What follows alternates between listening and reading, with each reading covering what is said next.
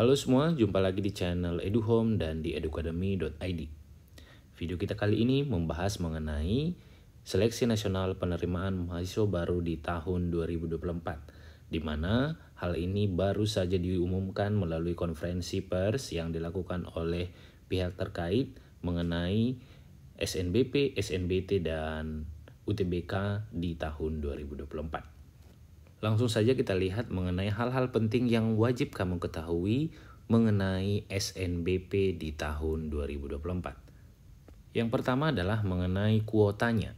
Untuk SNBP sendiri, kuota minimumnya itu ada di angka 20%, sedangkan untuk yang SNBT, kuota minimumnya itu adalah 40%, dan untuk yang jalur mandiri itu kuota maksimumnya ada di angka 30%. Sedangkan untuk PTN yang badan hukum ada pengecualian tersendiri di mana untuk kuota SNBT-nya minimum 30% dan seleksi mandirinya maksimum 50%. Tahap awal dari seluruh rangkaian penerimaan mahasiswa baru di tahun 2024 adalah dengan melakukan pengisian PDSS yang dilakukan oleh sekolah di portal yang sudah disiapkan oleh Kementerian Pendidikan, yaitu di portal yang tertera berikut ini. Kemudian untuk registrasi itu sendiri dilaksanakan di tanggal 8 Januari sampai 8 Februari 2024. Kemudian pendaftaran selanjutnya dilakukan oleh si siswa sendiri, yaitu registrasi akun SNPMB dilaksanakan mulai dari tanggal 8 Januari 2024 sampai 15 Februari 2024. Pengisian PDSS ini merupakan bagian yang sangat penting, di mana jika misalnya ada sekolah yang tidak menyelesaikan pengisian PDSS ini, maka bisa dipastikan seluruh siswanya tidak bisa mengikuti SNBP. Dalam hal ini dikatakan bahwa pengisian PDSS 2024, pendaftaran SNBP, dan pendaftaran UTBK SNBT itu harus membuat dan memiliki akun SNPMB. Untuk kita ketahui bersama bahwa PDSS itu adalah merupakan pangkalan data sekolah dan siswa, di mana berfungsi sebagai basis data yang berisikan rekam jejak kinerja sekolah dan nilai rapor siswa yang eligible untuk mendaftar. Adapun kurikulum yang diakomodir untuk PDSS itu adalah kurikulum nasional KTSP, kurikulum 2013, serta kurikulum terbaru yakni kurikulum merdeka. Jika misalnya ada sekolah yang mengadaptasi kurikulum yang berbeda untuk 1 tahun ajaran, maka PDSS juga mengakomodasi untuk hal tersebut.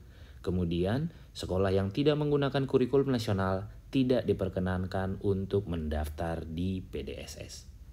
Berikutnya kita melihat mengenai ketentuan umum dari SNBP itu sendiri.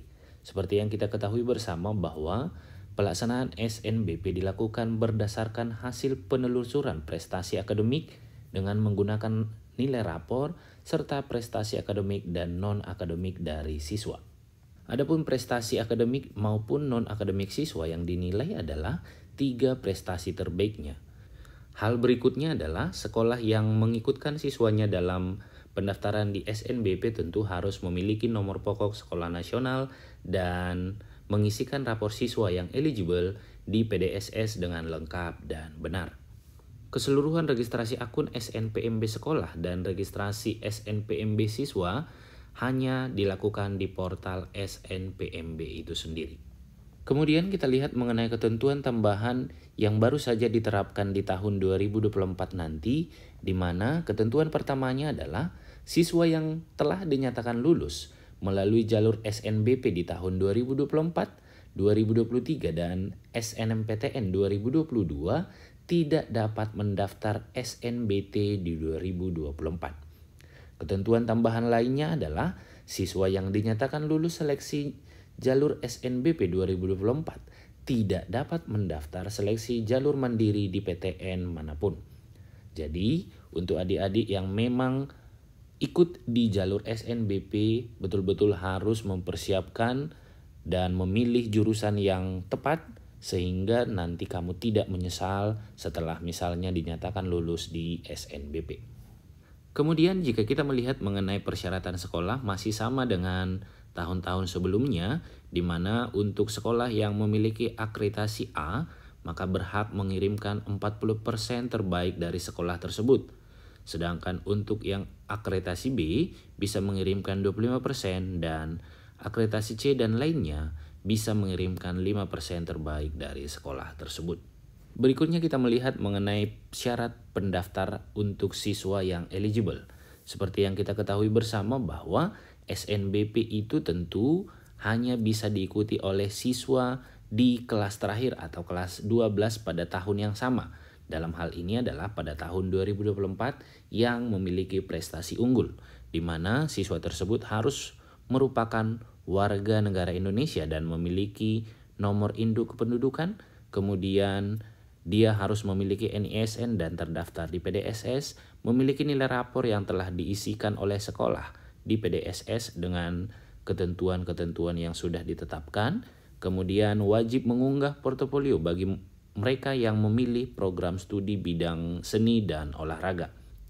Kemudian yang terakhir di sini adalah memiliki prestasi akademik dan memenuhi persyaratan yang ditentukan oleh masing-masing PTN.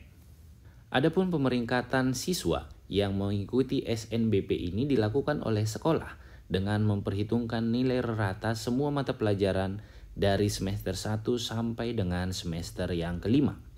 Kemudian jika didapati siswa yang memiliki nilai yang sama, maka sekolah dapat menambahkan kriteria lain berupa prestasi akademik dalam menentukan peringkat siswa yang bisa mengikuti SNBP.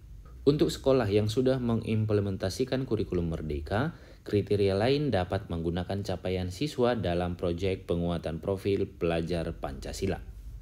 Adapun siswa yang masuk dalam pemeringkatan harus sesuai dengan ketentuan kuota akreditasi sekolah. Kemudian tahapan SNBP itu dimulai dengan pengumuman kuota yang akan diumumkan di akhir bulan ini. Kemudian tahap yang kedua adalah melakukan registrasi akun SNPMB oleh sekolah. Kemudian setelahnya dilakukan registrasi akun SNPMB oleh siswa. Dan kemudian tahap yang keempat adalah pemeringkatan siswa. Kemudian dilakukan pengisian PDSS dan selanjutnya adalah pendaftaran SNBP yang dilakukan oleh siswa sendiri. Kemudian dilanjutkan dengan memilih program studi dan mengunggah portofolio. Setelah ini semua dilakukan oleh siswa dan sekolah, kemudian tahap selanjutnya adalah seleksi jalur SNBP yang dilakukan oleh PTN-PTN masing-masing yang dituju oleh siswa. Kemudian setelahnya akan dilakukan pengumuman SNBP dan bagi siswa yang sudah lulus maka diwajibkan untuk daftar ulang. Untuk pilihan program studi di SNBP, setiap siswa yang eligible diizinkan untuk memilih 2 program studi dari 1 PTN atau 2 PTN. Adapun dalam hal ini, jika memilih 2 program studi, salah satu harus berada di PTN pada provinsi yang sama dengan SMA asalnya. Dan jika kemudian dia memilih 1 program studi, dapat memilih PTN yang berada di provinsi manapun. Sebagai contoh, jika misalnya siswa tersebut berasal dari salah satu SMA di DKI Jakarta, maka jika misalkan dia memilih 2 program studi, maka dia harus memilih 1 program studi yang berada di provinsi yang sama dengan SMA-nya, yakni di DKI Jakarta. Kemudian jika misalnya dia hanya memilih 1 program studi, maka dia boleh memilih di PTN manapun, baik itu di DKI Jakarta maupun di provinsi-provinsi yang lainnya. Kemudian bagi siswa yang memilih di program studi seni dan olahraga, mereka wajib mengunggah portofolio. Berikut ini ada 11 jenis portofolio yang berlaku di SNBP dan SNBT. Portofolio pertama mengenai olahraga, kemudian seni tari, seni musik, seni karawitan, etnomusikologi, teater, fotografi, film televisi, seni pedalangan, sendra tasik, seni rupa, desain, dan kriya. Berikut ini jadwal-jadwal penting untuk SNBP 2024. Pengumuman kuota sekolah itu dilaksanakan di tanggal 28 Desember 2023, kemudian dilakukan masa sanggah kuota sekolah dimulai di tanggal 28 Desember sampai 17 Januari 2024. Kemudian dilanjutkan dengan pengisian PDSS dari 9 Januari sampai 9 Februari 2024. Kemudian dilanjutkan dengan pendaftaran SNBP oleh siswa dari 14 sampai 28 Februari 2024. Tahap terakhirnya adalah menunggu pengumuman hasil SNBP yang akan dilaksanakan di tanggal 28 Maret 2024. Nah, ini mungkin hal yang umum dan hal yang penting yang harus kamu ketahui untuk SNBP di tahun 2024 ini. Bagi adik-adik yang mencoba SNBP di tahun 2024 nanti, mudah-mudahan bisa lulus di PTN dan di jurusan yang diinginkan. Sampai di sini video kita, terima kasih telah menonton. Sampai jumpa di video berikutnya. Salam.